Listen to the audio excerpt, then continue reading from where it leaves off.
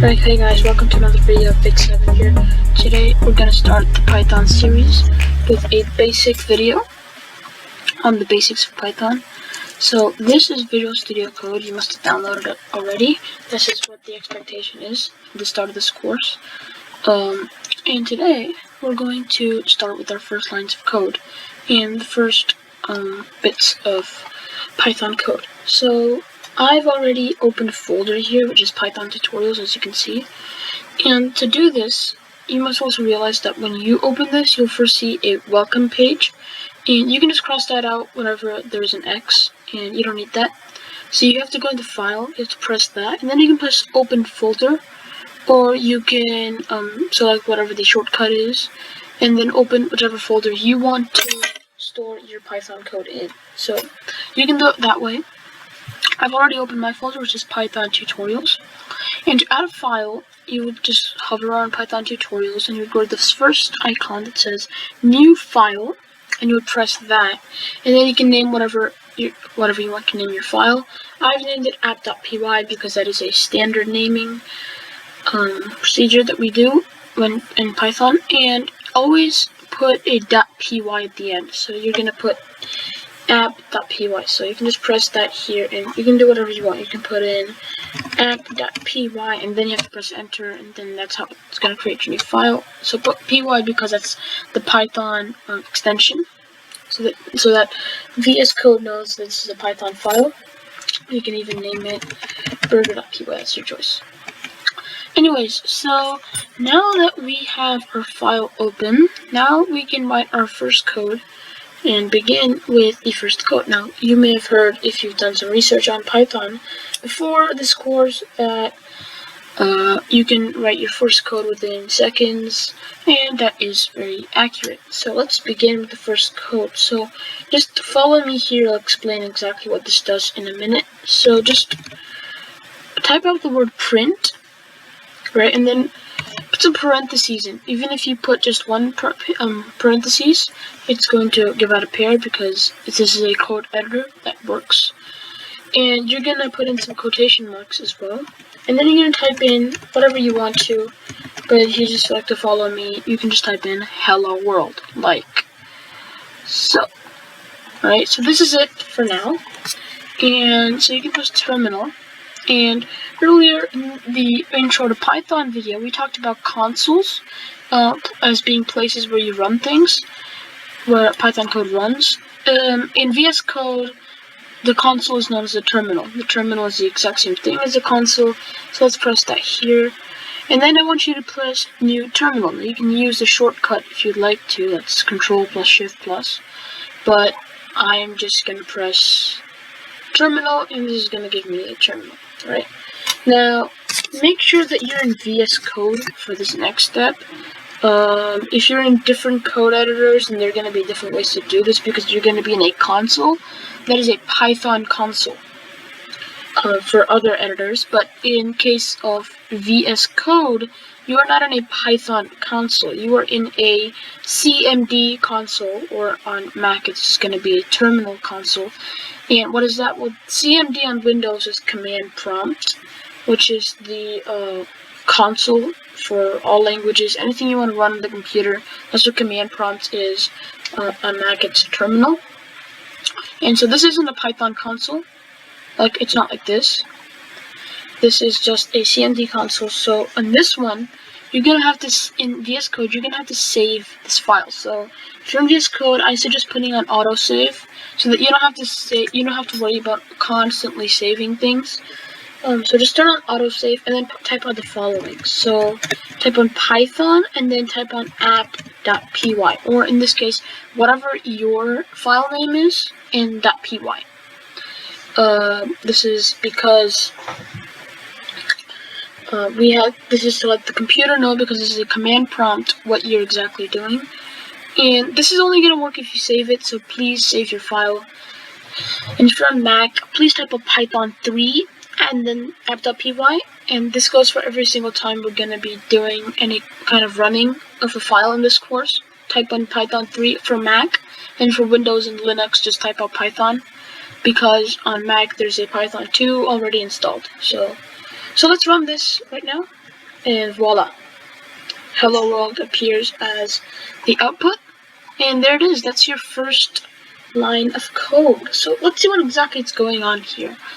So print hello world. So one extra thing in VS Code is if you hover around something that is colored, in this case, like print, the word print is a Python command. It's a Python function. So if you ever hover around something, VS Code is going to give you like the whole definition and everything about that specific function or pre-written code that we use in Python. But print does exactly what it sounds like. Print prints out certain things. In this case, tells the computer or the console to print or write out whatever is inside the parentheses. Now you may ask, why do we put the quotation marks? Why couldn't we just put hello world and then, have it print out hello world? In this case, because if we just put in hello world in there, Python is going to think that this is something else that's been predefined. Remember, this is on line 1, so Python doesn't know what hello world is just by itself. If you signify something like hello world is equal to A or hello world is equal to 2, then Python will, and if you did that before the print statement, then Python will print out 2 or A or whatever hello world is equal to. But since we just want to print out the words hello world, you're going to put in quotation marks to make it seem to Python like it's text, or in Python terminology, something called a string. So this is a string, and we are telling Python to print this string out, and that's exactly what it did. It printed out hello world. So that, my friends, is the first line of code that you're going to probably see in Python, and it's also the easiest line of code that you're ever going to see in Python because it's so easy. It's just one line and just print this. So print is the most basic, and print is the easiest statement you'll ever see. So now let's move on from the first statement you've ever seen, which is the print statement. Now let's move on to something different, something a little bit more advanced, but nothing into one page full of code territory yet. So let's talk about data types. So before I talk about something like variables and functions and loops, we have to talk about data types. Data types are very important, and I'm going to add a new file to this Python tutorials, just so that I don't get any errors in the app.py, considering everything we write in here, like this, is going to be saved, and then some red marks are going to come over here. So let's add a new file, and let's call it example.txt.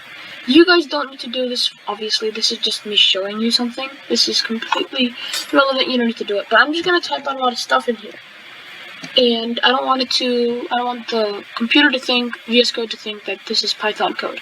So here's what we're going to learn today. So here's what we've learned. We've learned the first line of code, right? And the first line of code we learned was print hello world. That, right? So this is what we learned first. This is the first line of code we've written so far. This is what we've learned. We've learned print hello world. And we just saw what it did. It did that. So now what are we going to learn? What are we going to learn next? Well, we're going to now learn about data types. So we're going to learn about data types. So what is a data type? So a data type is basically like a type of object, and this is in layman's terms, not in Python terminology, an object in Python that does specific things. So not just a function. A function is a type of data type. There's things like strings that we talked about, which was, this hello, anything in quotations, that's just a string. And there's variables, which we're going to learn about in just a second.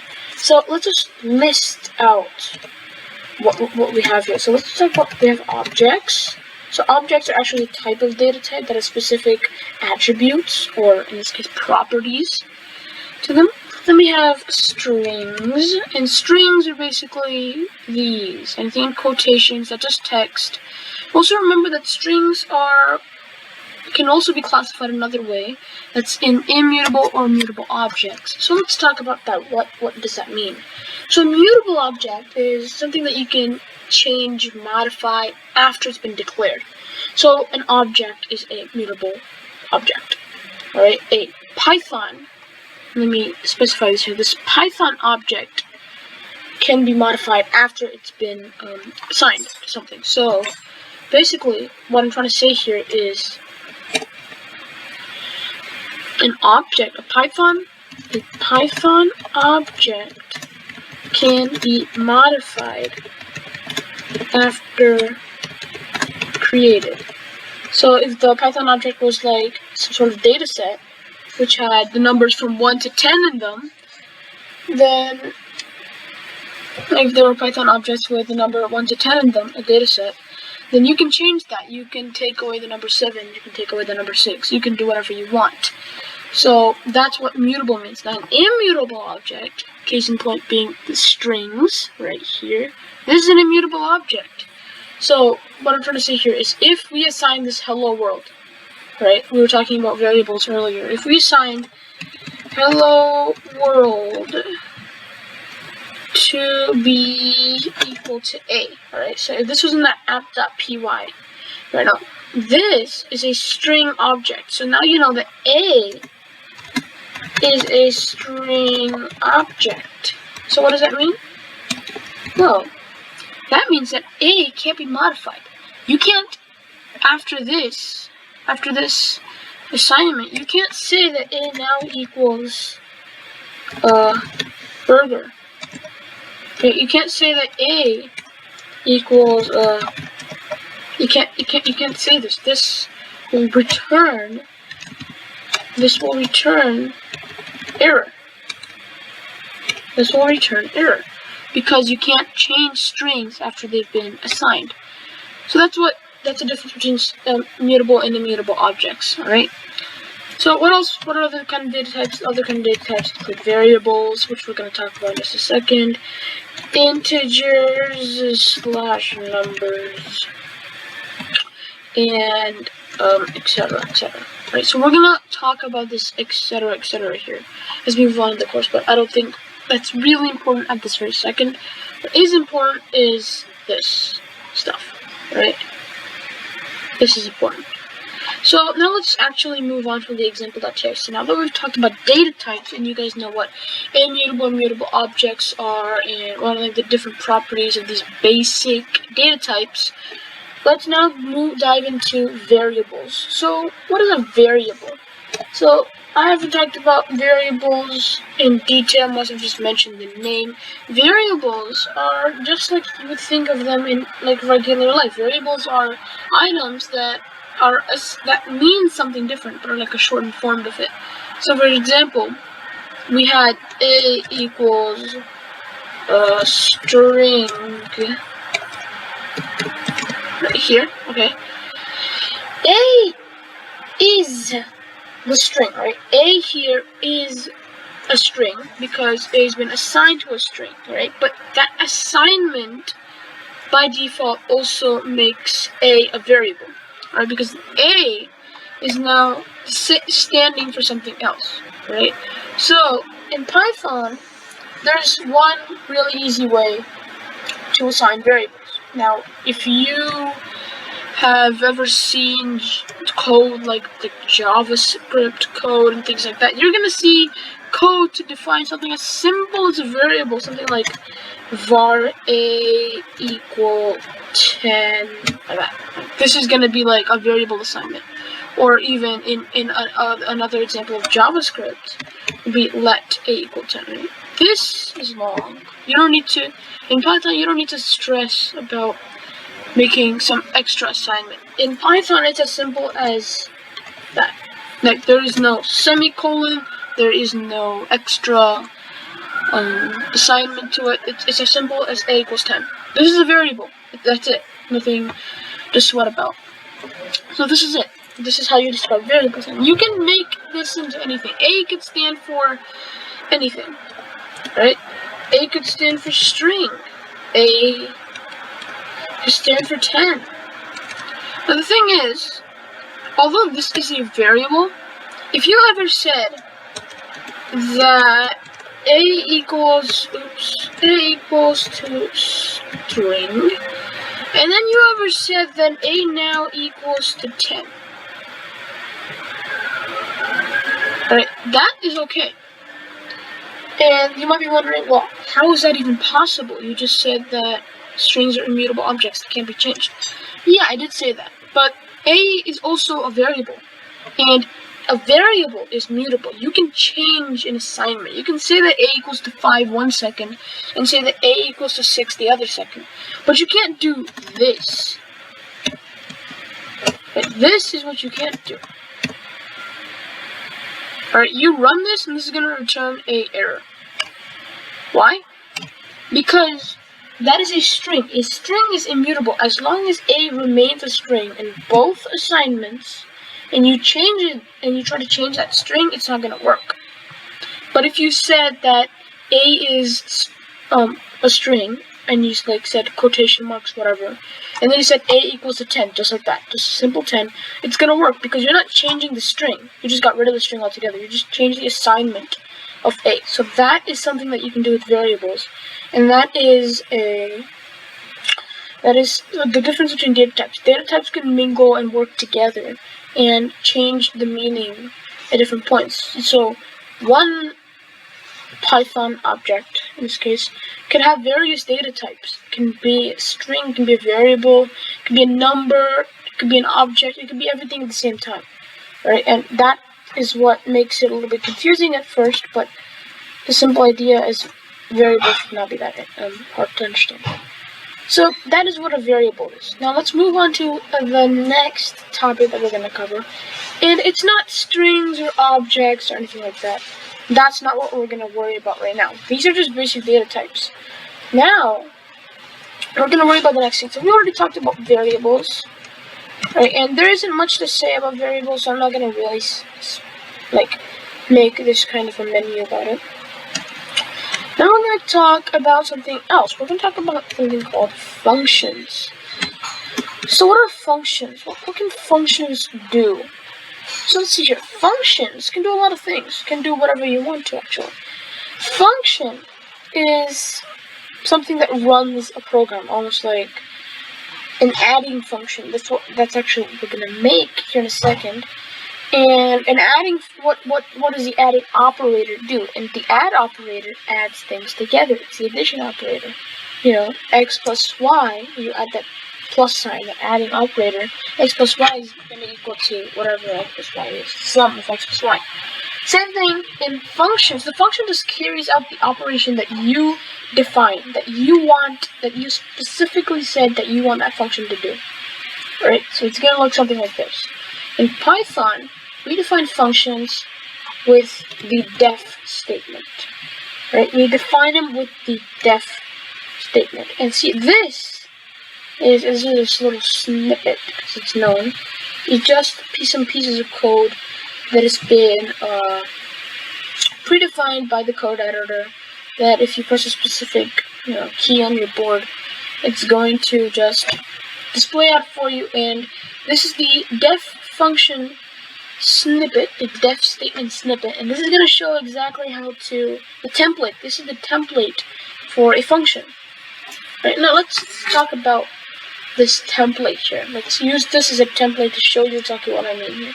The def function, def is short for defining, or define, and it's going to define whatever you say after it. So in this case, func name means the name of the function. So in this case, let's call it add. Let's call this function add. This is, as I said before, this is the first thing that we're gonna say.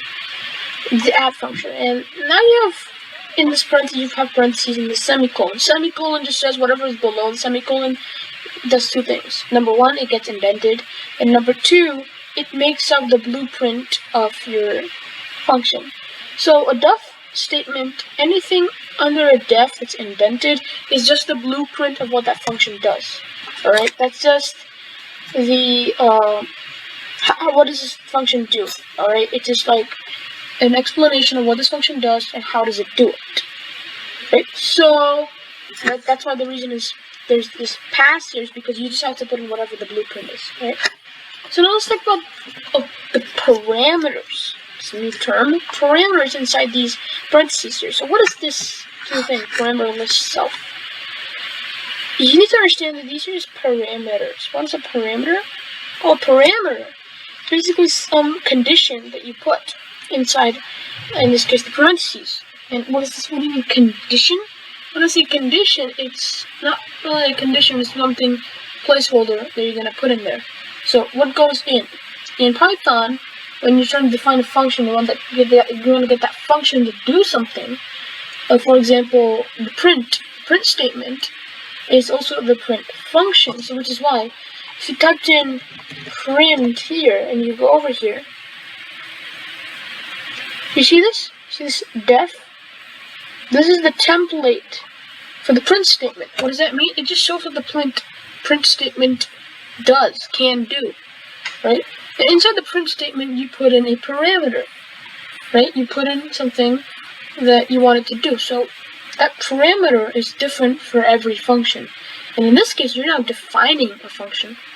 So what's a parameter that you're going to put? So in this case, we're going to make it very simple. This is an add function. So what do you think of when you say add? Adding something together, right? Addition, right? And so in this case, we already know what the operator is. The operator is the plus sign. So we already know what the function is going to do. But in an add function, you're going to need two parameters, right?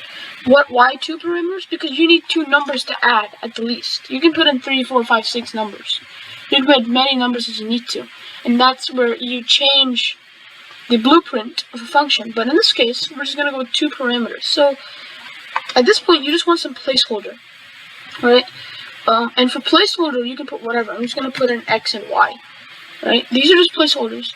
All these things, all it does is it just tells Python that this is just a placeholder. There's going to be different things in there anyhow. And you're going to learn eventually in this blueprint what to do with these two parameters. So now we just got rid of that pass statement because now we're going to enter the parameters. So the parameter is, we want to add this together. So we're going to say X plus Y, right? But we want to store this in something. Why? Because in the end, in the last line of this define function is going to be a return. What does return mean? Return means what this function is going to give as an output, right? And we want the sum of X and Y to be the output because that's what addition is. But we can't say return and then parentheses X plus Y. That's not efficient, and you're never going to see them do it. That's not how Python code is written. So instead, we're going to put a variable at task. We're going to write a variable. And you can name this like whatever you want to. I'm just going to go with X and Y. You're going to name it Z, right? You can name it Z. And so Z equals X plus Y. Clear? So Z equals X plus Y. And now you can just press return Z. Right? And this is a function. Alright guys, great job. This is a function. And let's just go over what this does, other than the obvious, but by reading Python code. So you have a function called add, and you know this is a function because this is a def statement, so you know this is defining a function. Inside this function, you have two parameters, X and Y, and two parameters means, in this case, two numbers that you're going to add together. And then you have this, in the blueprint section, you have this Z equals X plus Y. So that's the function doing the work. So the function is saying, alright, I'm going to take whatever X and Y is. If say X was 1 and Y was 2, then it's going to take that 1 and 2 and add it together and store it in this new variable called Z. So Z now equals whatever 1 plus 2 is. So Z equals 3. Right? And then it's going to return Z. So this is going to return the sum. So this is basically an adding calculator. All it's going to do is going to take whatever two values you say, add them together, and then store it in Z. And then the final statement is to show us what Z is, whatever Z, the value of Z is. And so that is how you make it. So now let's move on to Python console. So just you can add a new terminal or whatever, and you want to see the Python console. Why? Because if you run this app.py, okay, it's gonna just run the function and all, but it's not gonna show you exactly what you want. It's not good enough. You can do it, but I want to show you how to use the Python console too, especially if you're also using another code editor. So just go into the Python console here, and you've seen there is some already written here. And we're not going to look at that yet, just yet. We don't want to look at that, because that is from before. And this is the Python console, so just to show you everything here, you don't need to look at this for now. As you can see, this is the same code as here. So, Python console essentially has this triple line, or, sometimes you may think of it as a double line. Whatever the case, this is a Python console, meaning this isn't your regular command prompt. This is specifically a Python console that runs specifically Python code. It's not going to run HTML code or anything, unlike your command prompt. So here, you can write Python code and run it, right? But you can't do the same Python app.py thing again. This time you're going to have to physically copy this. You're going to have to copy this here. Alright? And because it doesn't just run the file for you, unlike command prompt. This just runs Python code. And it has nothing to do with your file, app.py. It just runs whatever code you put in there. So, let's run that. And let's press that again. And so the code runs. So that means that there's no bugs in it. What do I mean by bugs? I mean there's no problems with it. It runs smoothly, the code is correct, it's accurate, it's Python code, right? That works. So now, you can test this. You can see if your function works. So right now, this is also another major part of writing functions. You have to know how to actually work the function. So I'm going to put in two numbers. Let's say it's 1 and 2. And I just want to run and see what I get. Okay, see here. Wow, so we've actually got a right answer. We got 3. Now, let's try that again. Let's try something different though. I'm going to try something like 54 and 62. And 116, and that is correct. 4 plus 2 is 6, and 6 is 11, so 116. Perfect. Now let's try something huge, alright? And another way to check if there are bugs in this case, because I'm going to write something huge, you don't necessarily have to actually take out a calculator and start typing this, because eventually when you start writing Python code, a large amount of code, especially for computational reasons and stuff, you don't want to have to check it another way. You want the Python to be right all the time. That's the whole point you're using the code, because you just want the answer, right? You don't want to be able to double check it through another source. That's not why you're doing this. So, an easy way to check for bugs is see if, this is just adding, smushing these two together. It's to see if the number is literally just 235, 27, 85, 2385, 732, 697. They're not actually adding them together, just put it together. So 73269. So this might look a little bit weird at first, but look, 9679. So this is not the exact same thing. This is an added version of that. You can see that these two numbers are added together. So this is an actual answer. This is not some bug where it's just put it together. Alright? So, alright guys, this is a successful function. And we have done it. We have run this function correctly.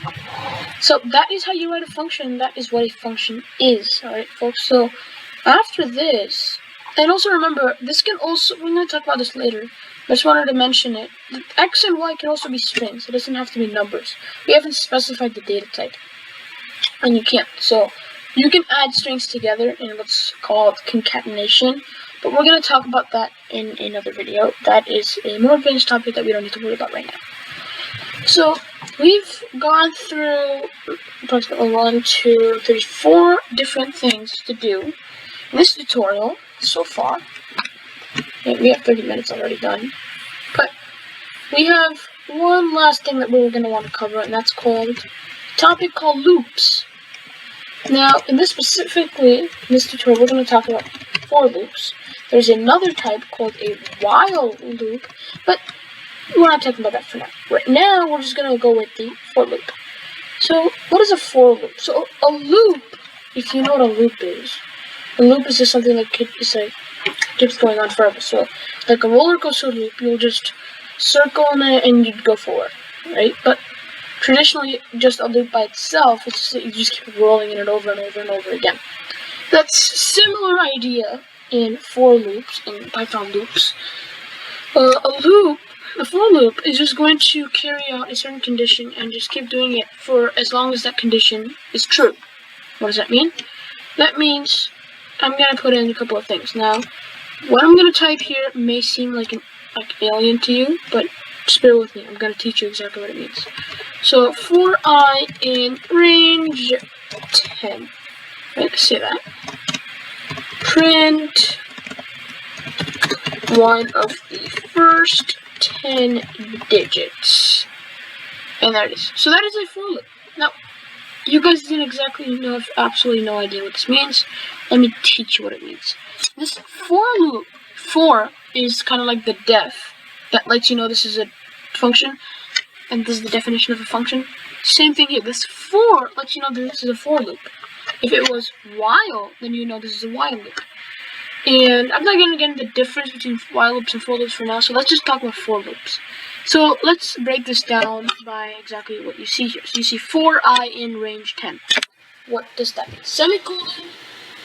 You might have a guess about what the semicolon is doing there. And you're probably right too, because I was just doing before. That semicolon indeed is there to show that the rest of it is just like this one, this one, this one, and this one. So if you ever see a semicolon after something, after one statement, you see the stuff indented below it, you just know that the semicolon does two things. It indents where it was going, and it also shows that whatever is said below it that's indented is part of that function or that object, whatever you define. In this case, it's a loop. This for loop has a part called I in range 10. So what is I? I is just a empty variable. What does that mean? It means that it's a variable assigned to whatever the future thing is going to be. For example, in our add function, we saw that we put in arguments x and y. But when we ran the function, and we typed in 1 and 2, we didn't get the answer as x or y. That's because x, y are just a placeholder. Same thing here. I is just a placeholder. I is signifying any object that matches the parameters after it, right? And in this case, you could have even put F or C or T or whatever you want to, but it's customary for programmers to usually type in I for loops, unless they have a bunch of these for loops. They're not going to type in I then. Or they have something called a nested loop, which we'll talk about later. And so I is just a placeholder. So now I in range 10. So what does range 10 mean? Range object, right? That's another data type. A range object within the data type objects. Range object is going to be something that is within a range of items, right? In this case, range 10 is going to be every item, every number that is between 0 and 10. Now, there is another topic we have to talk about here, and that's called Python indices. Python indices. Right, this is very important. Now, what are Python indices? Well, if you don't know what an index is, alright, an index in Python is basically just like every item in a data set. So, the first item in a data set, according to Python indices, is 0, item 0. And you may think in regular life that the indice of like a list or something is going to start with 1. So the first item in a list is number 1. Second item is number 2. But in Python, that's not how the indices work. Python, the indices start with 0, which means that the first object is going to be referred to as 0. What does that mean? Let me type something out here. So let's see, this was your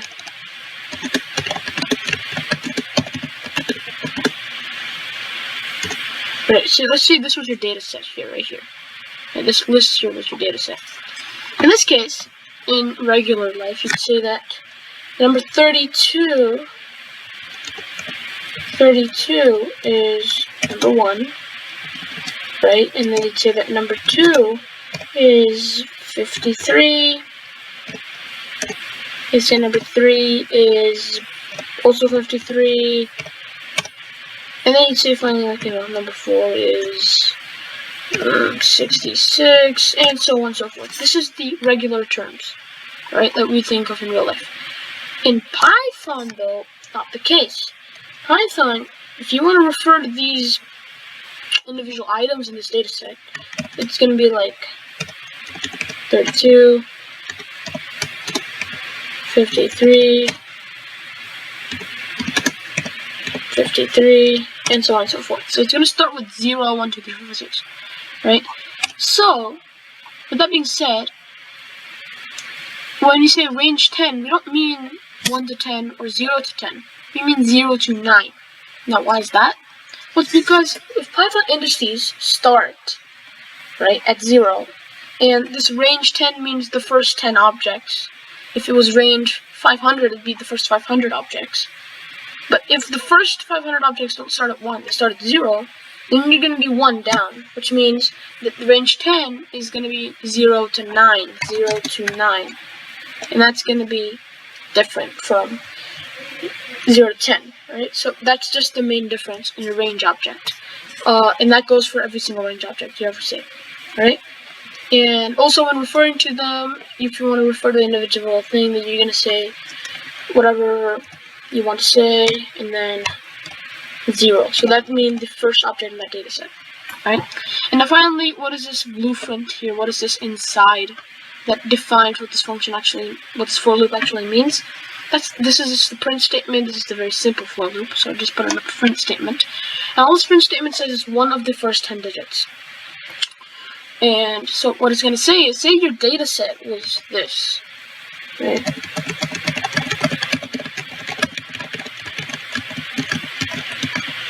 So this is your data set here, right? So what this for loop is going to do is it's going to go through this entire data set, like quick, like really fast. And all it's going to do is it's going to look for every single item in this data set. It's going to see, is this, and this is like each item in the data set is going to be treated as I. And it's going to say, is I in range 10? So for the first one, yes. Second one, yes. Third one, yes. Fourth one, yes. Fifth one, no.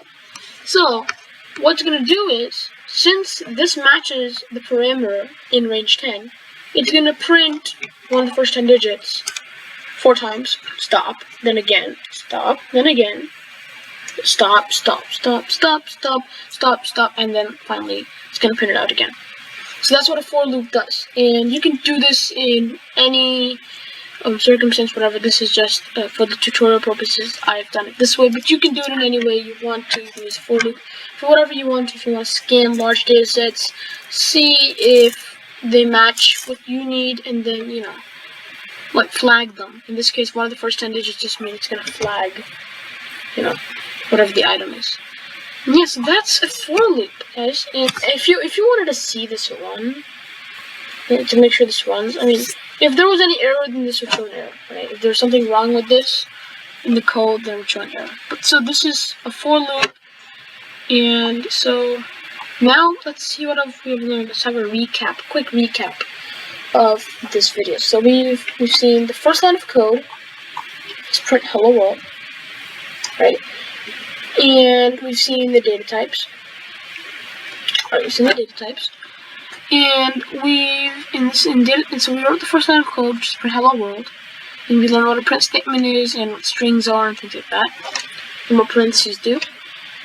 Then we learned about data types, with the basic data types, not the etc, etc. We learned about objects, strings, variables, integers, nice numbers, and different types of objects.